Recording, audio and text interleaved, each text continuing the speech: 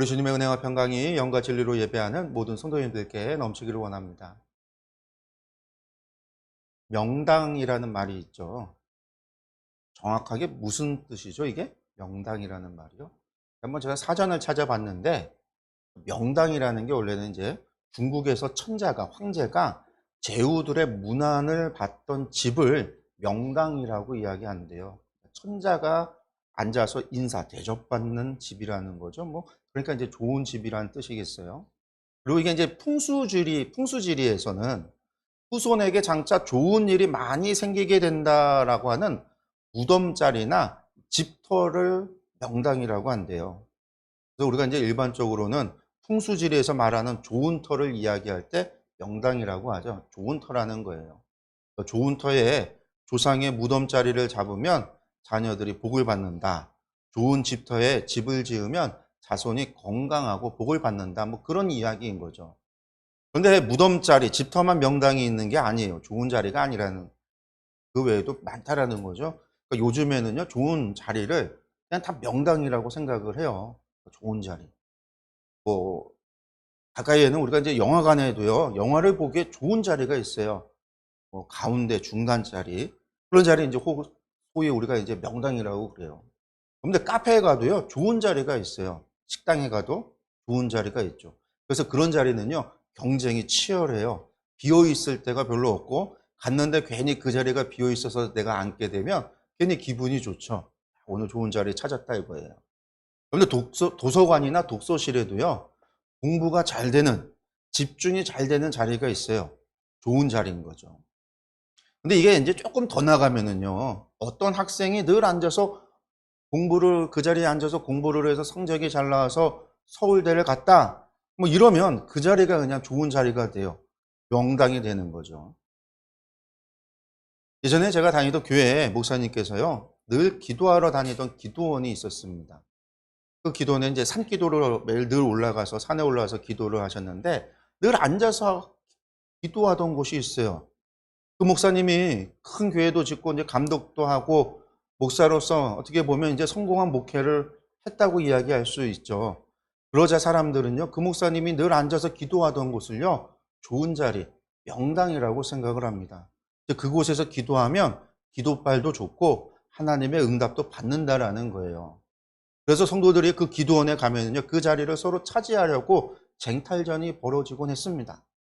뿐만 아니에요. 다른 목사님이요, 그 이야기를 들은 목사님이요, 전화를 걸어서 목사님, 제가 좀 기도원에 가서 산기도 좀 하려고 하는데 목사님 자리 가서 기도해도 되겠습니까? 이렇게 이제 전화로 허락을 구하고 가서 기도하신 분도 계셨어요.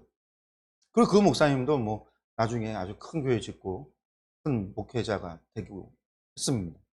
그렇게 보면 또, 이 기도하는 데 있어서 좋은 자리, 명당 자리가 있나 보다 생각할 수도 있죠. 교회 예배당에도요, 그런 것이 있어요. 기도 자리가 있어서요, 좋은 자리가 있다라는 거예요.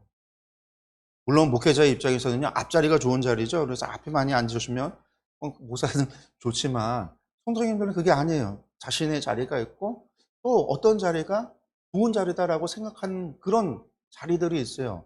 그래서 그런 자리 때문에 다툼이 일어나기도 해요. 왜냐하면 처음 온 사람이 새신자가 모르고 그런 데 앉으면은요, 기존에 있던 분들이 막 텃세 부리듯이 쫓아내죠. 거기 앉으면 안 된다고.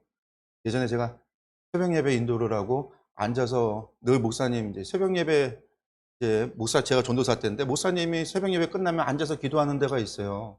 제가 새벽 예배를 인도해서 그 자리에 앉아서 기도를 했더니 누가 와서 제 어깨를 치더라고요. 거기 앉아서 기도하면 안 된다고. 딴 데로 옮기시라고. 그래서 자리를 옮긴 적이 있어요. 그러니까 그런 일들이 교회 안에도 있다라는 거예요. 그런데 여러분들, 정말 그럴까요, 여러분들? 물론 좋은 집터 이런 거 있어요.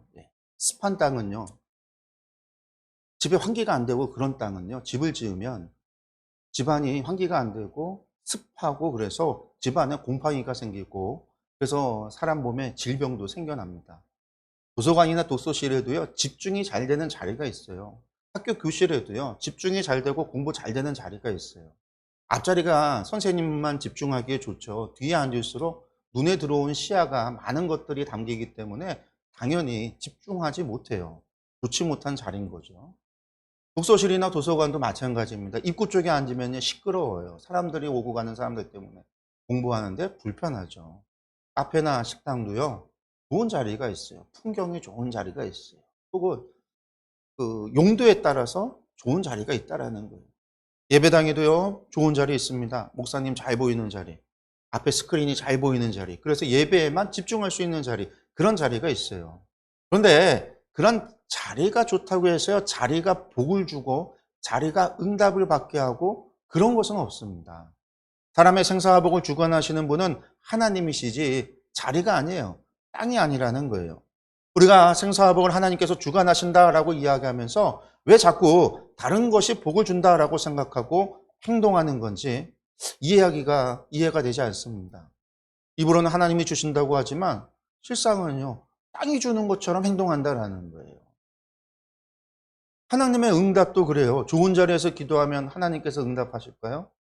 좋지 못한 자리에서 기도하면 하나님은 응답하지 않으실까요? 하나님께서 사람의 중심을 보시는 것이 아니라 그가 앉아있는 자리를 하나님께서 살피실까요? 하나님께서 사람의 기도를 들으시고 그 안에 담겨있는 믿음이나 그 욕망을 살피지 않고 어디에 앉아서 기도를 하는지를 따지실까요? 여러분들, 전 우주를 만드신 하나님께 우리가 앉아있는 그 자리가 도대체 무슨 의미가 있을까요? 근데 여러분, 우리가 하나님에 대해서 알아가면 알수록요, 우리 신앙에 잘못된 것들이 보이게 돼요. 그저 습관으로 혹은 아무 의심 없이 그냥 남들이 하는 대로 따라 하던 것들, 여러분들 그런 것들이 하나님에 대해서 몰랐을 때에는요, 그냥 당연한 거예요. 그것이 신앙으로 생각할 수 있습니다. 그러나 하나님에 대해서 우리가 알게 되면은요, 그런 것들이 잘못이고 우리의 열심히 도리어 하나님께 죄를 짓는 것이라는 것을 깨닫게 돼요. 그러면 바꿔야 합니다. 생각도 바꾸고 행동도 바꿔야 돼요. 신앙의 모습도 바뀌어야만 되는 거예요. 그래서 우리는 무엇보다도 하나님에 대해서 알아야 합니다. 하나님의 뜻이 무엇인지, 하나님의 마음이 무엇인지, 하나님께서 원하시고 바라시는 것이 무엇인지, 하나님께서 어떻게 판단하시는지, 무엇을 살피시는지, 여러분들 우리는 그런 것들을 알아야만 돼요. 하나님께서 주신 말씀을 통해서 우리는 배우고 익혀야 하는 겁니다. 오늘도 하나님께서 우리에게 말씀을 예비해 주셨습니다. 우리가 이 시간 겸손히 하나님의 말씀에 귀를 기울이시기 바랍니다. 그리고 오늘 저희에게 주시는 말씀의 의미를 바르게 깨닫는 은혜가 우리 가운데 있기를 소망합니다. 네, 오늘 말씀은요, 레위인과 제사장의 몫에 관한 말씀이에요. 그러니까 이제 성경에서 여러 번 봤던 이야기이기도 하고, 레위인과 제사장의 몫이라는 건 뭐 다 아는 이야기인 거죠. 그런데 오늘 말씀에는요, 레위기에 없는 내용이 좀 추가가 돼 있어요. 특별히 6절에서 8절의 말씀이 그렇거든요. 그래서 이 말씀을 중심으로 오늘 말씀을 그냥 단순히 제사장과 레위인의 몫으로 보지 않고요, 좀 이 신명기에서 이 추가된 것을 중심으로 해서 오늘 말씀을 좀 보려고 합니다. 네, 그래도 먼저 6절과 8절 이전에 우리가 1절부터 봤으니까 이 앞에 언급된 말씀부터 우리가 이제 한 절 한 절 좀 보도록 할게요. 1절과 2절의 말씀 먼저 보겠습니다. 레위 사람 제사장과 레위 온 지파는 이스라엘 중에 분깃도 없고 기업도 없을지니 그들은 여호와의 화제물과 그 기업을 먹을 것이라. 그들이 그들의 형제 중에서 기업을 가지지 않을 것은 여호와께서 그들의 기업이 되심이니 그들에게 말씀하신 같으니라. 아멘. 하나님께서는요, 레위 사람 제사장과 레위의 온 지파에게, 이제 그 얘기는 제사장들도 레위인이잖아요. 아론의 후손들이 제사장인데 아론이 레위인이란 말이에요. 그러니까 이 제사장하고 레위인들하고 좀 구분하려고 이렇게 표현을 한 건데, 레위 사람 제사장들과 레위의 온 지파, 모든 레위인들에게는 분깃도 없고 기업도 없을 것이다, 이렇게 말씀하고 있습니다. 여러분들, 분깃이라고 하는 거는요, 히브리어로 헬레크라고 하는데, 이게 원래 분배하다, 할당하다라는 의미의 할라크 동사에서 나온 명사예요. 일반적으로는 땅을 분배할 때 사용해요. 그래서 분깃이다 하면 땅을 분배한 그 땅이다라는 뜻이죠. 이때 이러한 분배, 할당하는 주체가 누구냐? 누가 분배하느냐? 누가 나누고 있느냐? 누가 할당하고 있느냐라고 하는 거예요. 누가 하냐라고 한다면 그 주어가, 주체가 하나님이십니다. 신명기 4장 19절을 보면은요, 이스라엘뿐만 아니라 하늘의 해와 달과 별들, 하늘의 모든 천체를 천하 만민을 위해서 배정하셨다, 분배하셨다, 이렇게 기록하고 있어요. 그렇습니다. 하나님께서 정하신 것이죠. 분명한 것은 하나님께서 주신다라는 거예요. 주체가 하나님이십니다. 주인은 하나님이시다라는 거예요. 그래서 우리가 하나님을 주님이라고 부르죠. 아도나이라고 부른다라는 거예요. 사람들이 섬기는 자연, 풍수지리, 그런 것도 다 하나님께서 분배하셨다라는 겁니다. 하나님의 섭리 가운데 있다라는 것이죠. 하나님께서 그 만물의 주인이십니다. 이집트 사람들은요, 자연을 보면서 두려움과 경외함을 갖고 그 자연의 모습을 따서 우상을 만들었습니다. 그들이 만든 우상은 태양이고 나일강이고 사막이었고 또 메뚜기, 풍뎅이, 개구리, 이런 것들이었어요. 그러한 것들이 화와 복을 준다라고 생각했기 때문에 우상을 만들어 섬겼습니다. 여러분들 그들만 그랬을까요? 그렇지 않죠. 여러분들 그리스 사람들도요, 태양신을 만들고 바다의 신을 만들고 스올의 신을 만들었습니다. 장사의 신을 만들고요, 의술의 신을 만들고 사랑의 신도 만들었어요. 자연 만물뿐만 아니라 사람이 가지고 있는 관념까지도요, 신으로, 우상을 만들어 신으로 섬겼습니다. 그런데 우리나라도 다르지 않잖아요. 근데 우리나라도요, 부뚜막에도 신이 있어요. 성주신. 측간에도 신이 있어요. 큰 나무도 신으로 섬겼어요. 죽은 사람도 신으로 섬깁니다. 여러분들 그러한 것들이 화와 복을 준다라는 것이죠. 그러나 그렇지 않습니다. 오직 하나님께서만이 사람의 생사화복을 주관하신다라는 거예요. 성도 여러분, 우리는 하나님을 주님이라 부릅니다. 그렇습니다. 아도나이입니다. 히브리어로 아도나이, 나의 주님이라는 뜻이죠. 입술로만 부르는 호칭이 아니라 하나님은 실제 만물의 주님이십니다. 세상 만물의 주인입니다. 우리의 생사화복의 주인이십니다. 여러분들 이 사실을 인정하시고 이것을 믿으시기 바랍니다. 신앙은 여기에서 출발하는 겁니다. 하나님께서 주님이심이 믿어지지 않는다면 여러분들 그것은 신앙이 없는 거예요. 아무리 종교활동을 열심히 한다 할지라도 여러분들 그것은 그저 취미생활입니다. 동호회 하는 거예요. 동호회. 하나님께서 주님이 믿어지게 될 때 우리의 종교활동이 신앙의 활동이 되는 거고 신앙의 고백이 되는 것이고 하나님을 향한 섬김이 되는 겁니다. 여러분들 이 사실을 부디 믿으시기 바랍니다. 여기에서 출발한다. 그렇습니다. 레위인과 제사장들은요, 이스라엘 백성들이 받은 분깃과 기업을 받지 못했습니다. 하나님이 주시지 않았어요.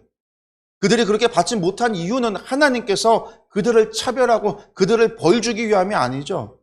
그들에게 더 좋은 것을 주시기 위함이었습니다. 이스라엘의 조태생을 대신해서 하나님의 소유로 삼으시는 하나님의 그 특별한 뜻과 의지가 있었기 때문이죠.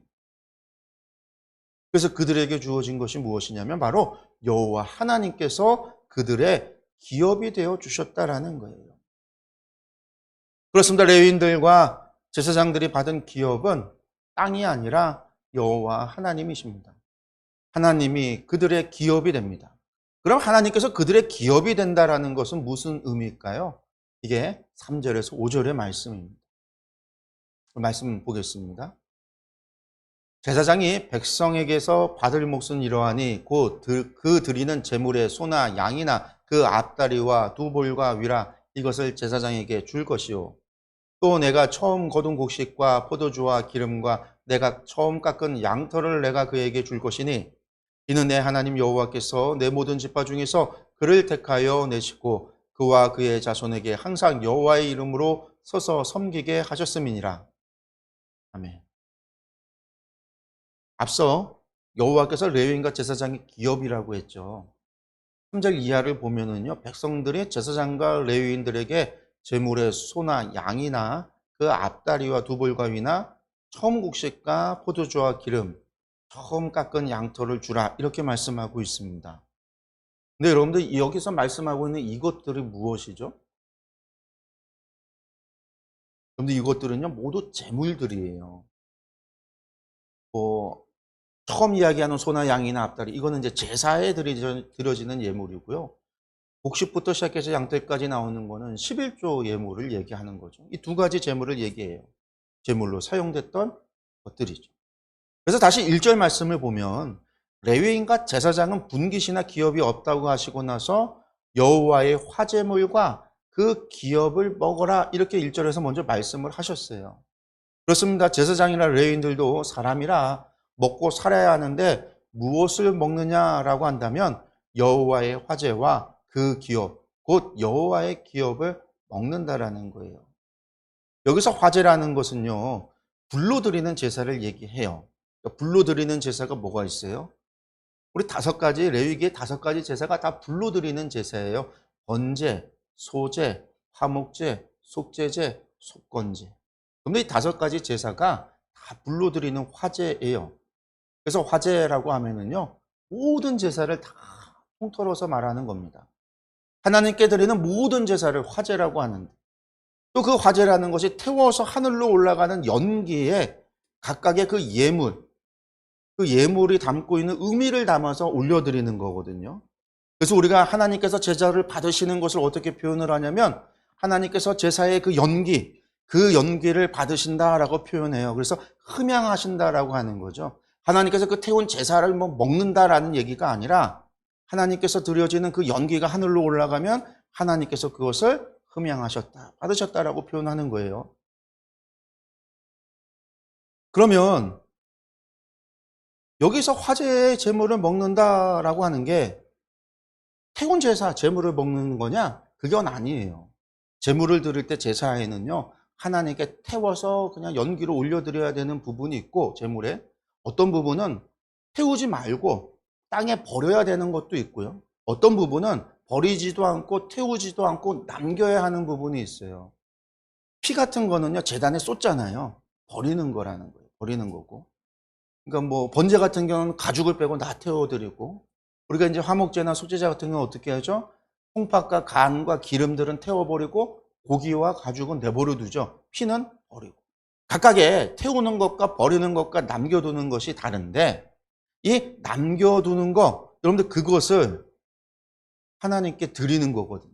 그게 하나님께 드리는, 성전에 바치는 거예요.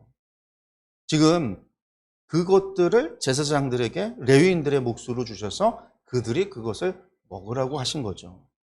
그래서 그 제물로 그들이 먹고 살도록 하셨다라는 겁니다. 왜냐하면 제사장과 레위인들 그들은요, 하나님만을 섬겨야 하기 때문이에요. 항상 하나님을 섬기는 일을 해야 합니다. 그렇게 다른 일을 해서는 안 되는 거예요. 그들이 분깃과 기업을 가지고 일을 해서도 안 되고 다른 직업을 가져서도 안 됩니다. 그들은 오직 하나님을 섬기는 일만을 해야 하고 하나님께서 주시는 하나님의 기업으로 살아가야 합니다. 이것이 하나님께서 정하신 규칙이에요. 하나님께서 왜 이렇게 하신 걸까요? 여러분, 하나님을 섬기는 사람들이 먹고 사는 것에 매이면요, 하나님을 섬기는 일에 소홀해질 수밖에 없어요.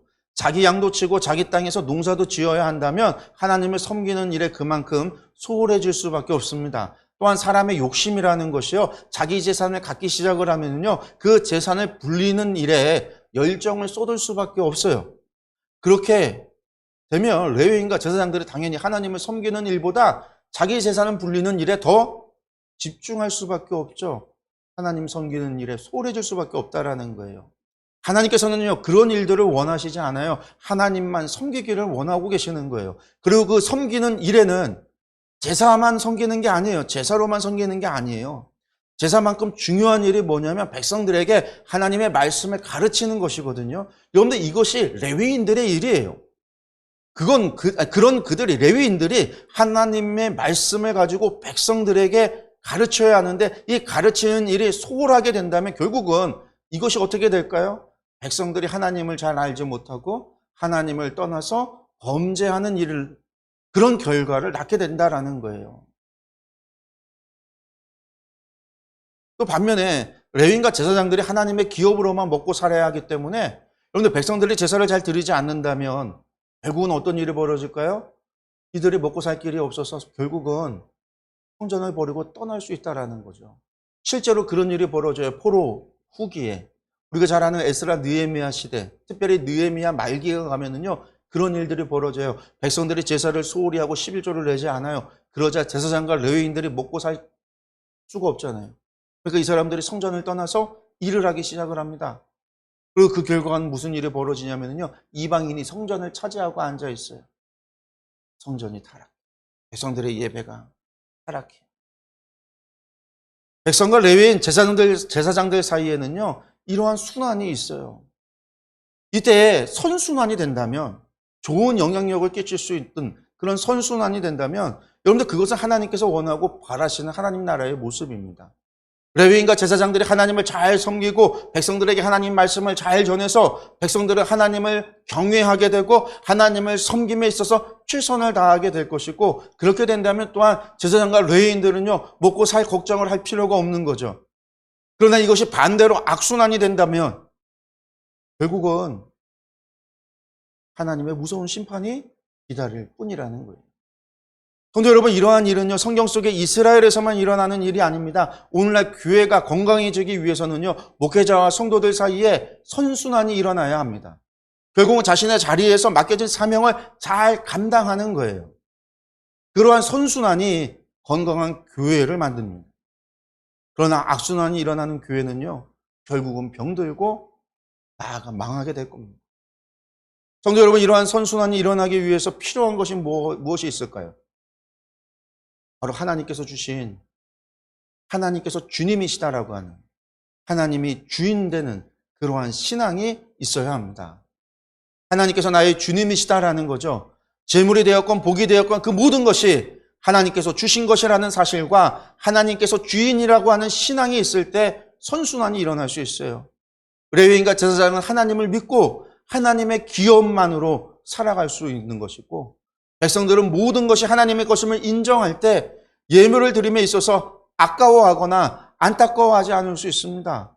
내가 수고하고 내가 애쓰고 내가 노력해서 얻는 것보다 하나님을 믿고 하나님의 말씀에 순종하는 삶을 사는 것이 더 큰 복이라는 것을 아는 사람만이 그렇게 살아갈 수 있는 것이에요. 그리고 그러한 사람들의 모임 속에서 선순환이 일어나는 거예요.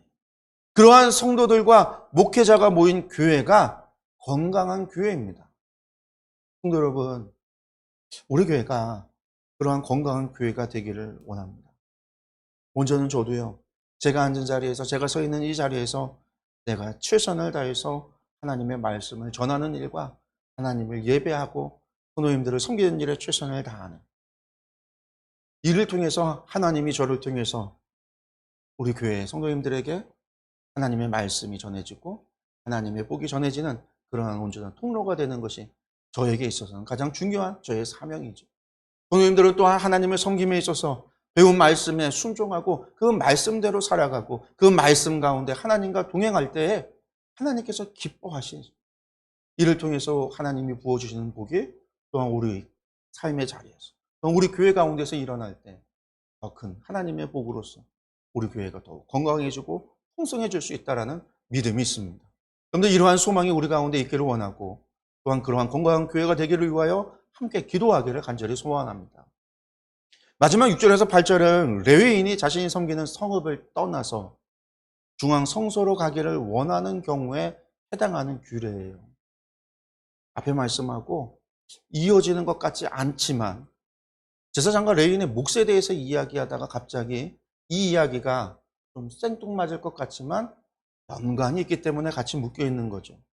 우리 6절에서 8절의 말씀 함께 보도록 하겠습니다.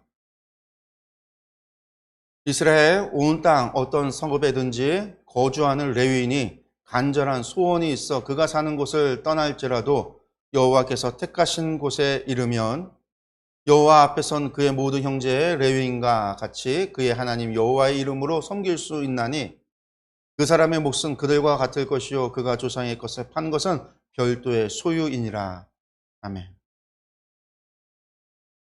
레위인들은 12지파가 분배받은 땅 가운데 서금을 받아서 흩어져 살았습니다. 그래서 레위인들은 한데 모여서 살았던 게 아니라 12지파들 사이에 흩어져 있었어요. 하나님께서 그렇게 하신 것은요, 그들은 12지파 모든 백성들 가운데서 하나님의 말씀을 전하고 하나님을 경외하는 법을 그들에게 가르쳐야 했기 때문입니다. 여러분들 만약에 그렇게 하지 않는다면 어떤 일이 벌어질까요? 아마 레위인들이요, 다들 그냥 좋은 땅, 큰 성읍을 찾아가거나 성소가 있는, 성전이 있는, 성막이 있는 곳에 모여들었을 거예요. 흩어지는 게 아니라, 왜냐하면 거기에 있는 게 자신들의 일이라고 생각을 하니까. 상대적으로 낙후되고 외진 땅은요, 외면받았을 겁니다. 그래서 하나님께서는요, 레위인들을 강제로 그냥 흩어버리셨어요.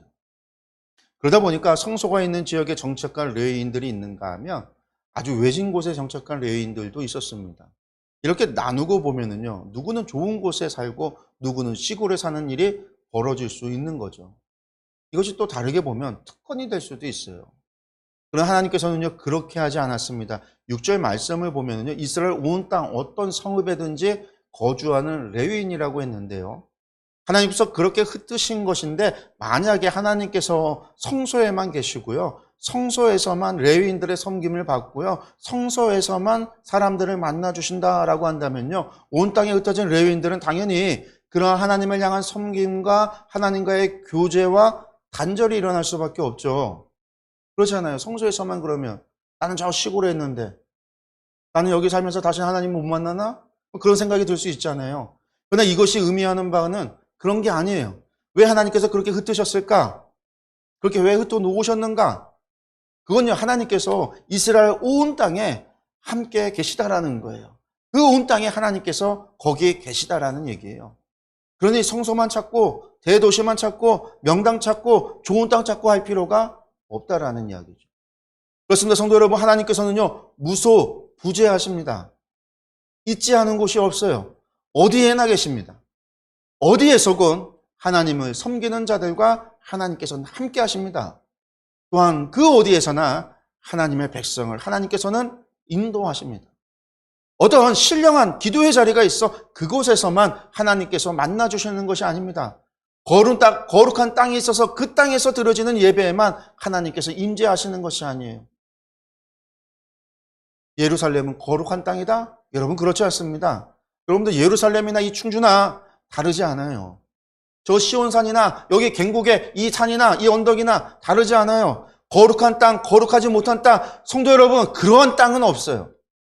땅은 그저 땅일 뿐이에요. 하나님께서 계신 곳이 거룩한 땅입니다. 하나님께서 계신 곳이 거룩한 성전입니다. 여러분들 에스겔서를 보면요, 하나님께서 그 성전을 떠나셨을 때에, 그 예루살렘을 떠나셨을 때 그 땅이 얼마나 더럽고 가증한 곳으로 가득 차 있는지, 얼마나 죄악의 도시가 되어졌는지 에스겔의 환상 속에 나타납니다. 하나님이 계시기에 거룩한 땅이에요. 하나님께서 계시기에 거룩한 성전입니다. 지금 하나님께서는요, 우리 안에 오셔서 우리를 거룩한 하나님의 성전 삼아 주셨습니다. 그렇게 우리가 밟는 모든 땅이 거룩한 땅이에요. 우리를 통해 하나님께서 그곳에 계시기 때문입니다. 우리가 예배드리는 이 교회가 거룩한 하나님의 성전입니다. 우리 안에 계신 하나님께서 지금 이 시간 우리와 함께 하시기 때문입니다. 성도 여러분, 여러분들 하늘로도 땅으로도 그 무엇으로도 하나님을 가둬놓을 수는 없습니다. 그 어디에도 하나님은요, 갇혀 계시지 않습니다. 만물이, 온 우주가 하나님의 품 안에, 하나님의 손 안에 있는 겁니다. 거기에 무슨 땅, 무슨 자리, 그런 것 없습니다. 여러분들 이러한 생각은요, 잘못된 생각입니다. 이것은요, 예전 귀신 섬길 때 하던 생각들이에요. 이런 것들을 교회로 그냥 무조건 무비판적으로 가지고 와서 우리가 속고 있는 겁니다. 성도 여러분, 하나님을 향한 바른 신앙을 회복해야 합니다. 하나님 중심으로 생각하고 하나님 중심으로 믿어야 합니다. 여러분들, 이것이 바른 믿음, 바른 신앙의 방법입니다.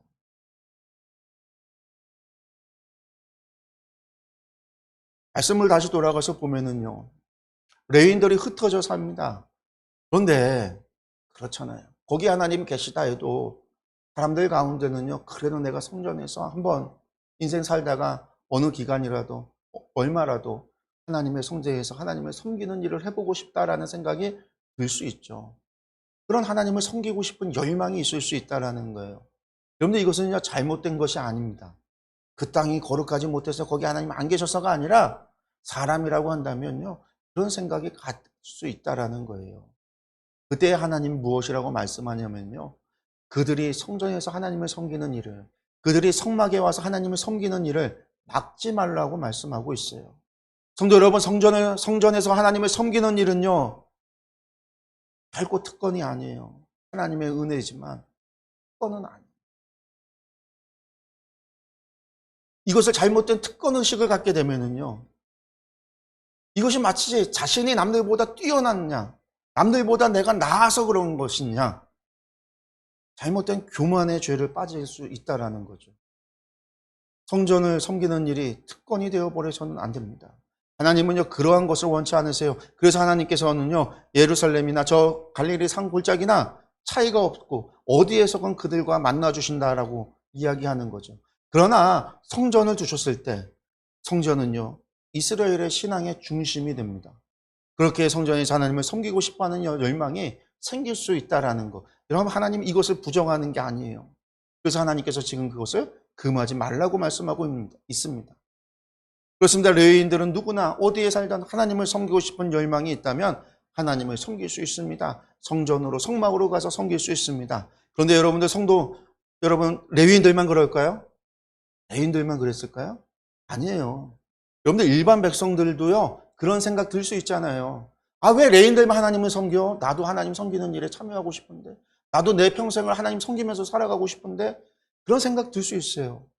그런데 일반 백성들에게도 하나님은요, 똑같은 기회를 주세요. 여러분들, 그게 뭐냐면 나시린법이에요. 나시린. 일반 백성이 하나님을 섬기고 싶을 때의 기간을 정해서 나시린의 규례를 지키면은요, 성전에서, 성막에서 하나님 섬기는 일, 레위인이 아닐지라도 레위인과 같이 하나님을 섬기는 일을 할 수 있었습니다. 그래서 하나님을 섬김에 있어서 그 어떤 제약도 있어서는 안 돼요. 차별이 있어서도 안 됩니다. 하나님을 섬김에 있어서는. 그 어떤 장애도 차별도 있어서는 안 됩니다. 하나님은 그것을 원하고 그것을 바라고 계십니다. 어디에 있던 하나님은 당신을 찾는 이들을 만나주십니다. 성전에서만이 아닙니다. 엘리야가 광야 로뎀나무 아래에 누워 좌절하고 있을 때에도 하나님은요, 그를 만나주셨어요. 저 호렙산에 있을 때에도 하나님은요, 그곳에 계셨습니다. 또한 하나님께서는 누구든지 하나님을 찾는 자를 만나주십니다. 제사장만 혹은 레위인만 그렇지 않습니다. 누구든지 하나님을 사랑하는 자를 사랑하시고 하나님을 찾는 자를 만나주시고 하나님의 도움이 필요한 자에 도움이 되어주시는 분이 하나님이세요. 누구든지 하나님을 섬기고 싶은 자에게 하나님을 섬길 수 있도록 들어주시는 분이 하나님이십니다. 사랑하는 성도 여러분, 하나님은 차별이 없으세요. 하나님의 사랑에는 차별이 없습니다. 하나님께서 주시는 은혜에도 차별은 없습니다. 하나님께서 주시는 복에도 차별이 없습니다. 내가 어디에서 살든, 내가 무슨 일을 하든, 내가 어떤 모습이건 상관이 없습니다. 하나님은 이미 우리를 사랑하셔서 택하여 하나님의 백성, 하나님의 자녀로 삼아주셨습니다. 그 사랑은요, 우리가 아직 죄인 되었을 때에 독생자를 주심으로 증명하셨습니다. 사랑하는 성도 여러분, 그 하나님을 바라보시기 바랍니다. 날마다 그 하나님을 생각하십시오. 우리가 하나님을 제대로 바라볼 수 있고 하나님을 바로 알고 바르게 섬길 수 있다라고 한다면 또한 하나님의 그 차별 없는 사랑과 복주심을 경험할 수 있습니다. 내가 어디에 있다, 내가 무슨 일을 하다, 내가 어떤 상황에 처해 있다, 하나님 앞에 그 모든 것은요, 아무 의미가 없어요. 내가 하나님을 바라고 있는가? 내가 하나님을 정말 열망하고 있는가? 내가 정말 하나님을 사랑하고 있는가? 내가 간절히 하나님을 찾고 있는가? 하나님은요, 우리의 중심을요, 우리의 마음을 보시기 때문에 그렇습니다. 여러분들 이 사실을 믿으시기 바랍니다. 우리 오늘 우리의 자리에서 하나님을 바라보며 하나님을 사랑으로 섬기는 저와 여러분들이 우리 충주 터교회가 되기를 간절히 축원합니다. 기도하겠습니다.